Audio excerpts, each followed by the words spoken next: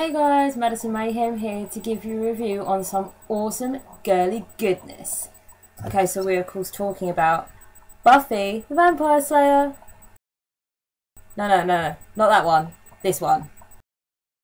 This movie inspired a whole bunch of girls to want to take up gymnastics, to believe in vampires, and of course to use the most awesome insults ever. Please, get out of my facial. Now, I for one am an aficionado on this movie, and I used to rent this film so much it's not even funny. But I must admit, there is a humongous cast of awesome actors and actresses in this movie. Ben Affleck, Ricky Lake and Seth Green all had an uncredited role in this movie. Did you know that? No you didn't, now you do. So we've got Rutger Hauer, Donald Sutherland, Christy Swanson, a personal favourite. We also have Paul Rubens. No, not like that, like this. David Arquette, Luke Perry, swoon, and of course Hilary Swank in one of her more, well, not quite her roles. So basically, all of you who know the TV show will know the premise of this movie, except there are a fair few changes here and there, depending on characters, depending on a little bit of the plot, but it's basically a TV show. Joss Whedon made this movie, but it didn't turn out the way he wanted it to. And then when he got the opportunity to sort of redo it with a TV series, he got to make it the darker version that he wanted. I don't think he's actually happy with this movie to this day. So we follow Buffy Summers. She is your typical Valley girl. She's got a Valley girl friends, Hilary Swank being one of them, and all they're into is shopping and boys and being popular. Then one day, Donald Sutherland, Merrick, comes into her life and tells her that she's a vampire slayer. Of course, we see him taking her to a graveyard to prove that vampires actually exist and that she is the only person who can stop them. She thinks he's a creepy old pervert at first, but then when he tells her things that only she really knows about herself, she kind of gets convinced that, you know, maybe there is something going on here, and of course she starts to change within herself. She stops being so Valley girl and she actually becomes a really sort of well-rounded person throughout the course of her training, which is of course shown with an awesome 90s montage. Luke Perry comes into the frame at first by being just some complete dickhead with his best friend Benny, David Arquette.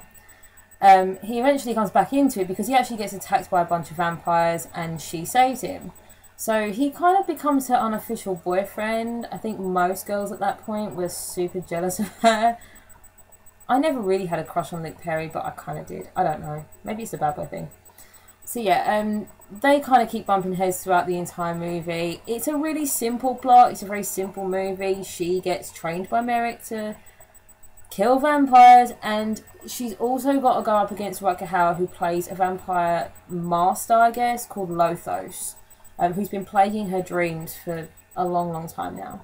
So eventually, she has to have a showdown with Lothos, which of course happens at the senior dance. I think every girl remembers that moment when Luke Perry walks through the doors with his leather jacket on and his hair slicked back, and oh, it's kind of nice. But yeah, I mean, she has an awesome showdown with Lothos. Does she kill him? Does she not kill him? It's pretty obvious which one it is. But yeah, I mean, the cast are amazing. It's a really fun movie. It's not like a typical girly movie. I think guys could watch it and get a whole bunch of enjoyment out of it as well. I mean, the entire end sequence, you know, of the whole senior dance when she has to kick some ass is just awesome. I think most people remember it just for that. Paul Rubens' performance in this was amazing. You just completely forget that he was Pee Wee Herman. You also completely forget that he got arrested for, like, jacking off in some porno theatre. But his role in this was just great. So was Rutger Hauer. So were all of them. They were all amazing. I think the vampires weren't too over the top. They were silly. They were a bit goofy. But they weren't really in your face. We're meant to look stupid. They were just, you know, funny naturally. That was good.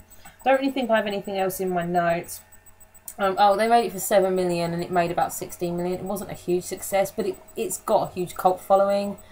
Mainly among girls, of course. Pros of this movie: Paul Rubens, the entire cast, the storyline. Yeah, it was a good movie. Cons: I can't really think of any, because they kind of fixed all the cons by making the TV series. So yeah, that's kind of it. I think I'm done with this review now. Madison Mayhem signing off. I'll be back soon with some more girly goodness, fun movies, not just horror. I promise I'll do some things that aren't just horror. Okay, so yeah, get out of my facial.